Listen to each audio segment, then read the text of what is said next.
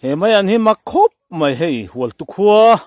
aputi la than moi chin ania aching tu pa mel chu hei mai hi nia hei hi na men lo deuh hi ti chuan ti hian he ta kung aron om thla a vokin tha kan phuna khila hian pa ngai deuh na kung kha om thla je ta ti hianin aron a kung hi ron pher hlai tela ram tina hian ram tina cross thi na hlu tiang mai khanin a na hi tin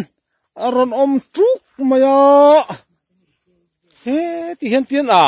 na hlir han sik don phel chu a tong chen le ka hian chung rul tlai si tur oma ti hian aron ti thla zela hei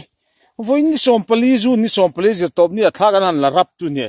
a mor chu tian om ta sung mai ni hei a na hlir tiang hlir hi a chi ran om sela a hlok du dona han sik po ni la hei han hi vak ngai na pom lo mai an khan vel vek me dang dai khop maya kum dang apo kung phek deuh jesu hi chu alo om to thina helai vokin thang oi panga hian amaro chu kuminang emana sa hi chu keni pu galam lo hen en chiang ve ma te u maksir sur devani hey te gan hey te antram man mun an zela te hian khi la hian vokin oma vokin thang ate han an siam khan ya khi la hian aching tunu ber mai pcb sang pui angor ala phetlat khi afanu pomin alo ni vur hi ching tu ni magati zia hril fa ka voi tam ni hrila eng ruwa ka lo ngai lo wa khi kan vok in chu ni vok pali apui pali vul theina ni na men lo dewani tian chum te jing mup ma tian thei hai te kol sun hnu te lam khuang te oma thang hen he ta hen te kol thei te le se thlum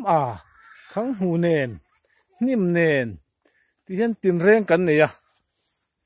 ro pui khop mai ti chuan he tiang hian ya la man thei te tui chi Uganda thei te ni khi hilai bal lai chu Ethiopia bal hla ani ve thunga hi khang hu nia hei boka han tuan le la hei ka chem tu mania hei ka hon sam na berani tangkai la khop me tikan ho ya khai hei hi nia a chin tu pa me hen en lew la hei heti mai hi nia ti tlak vak om lo ma se ting he ching choklat ma khop mai kan du to kang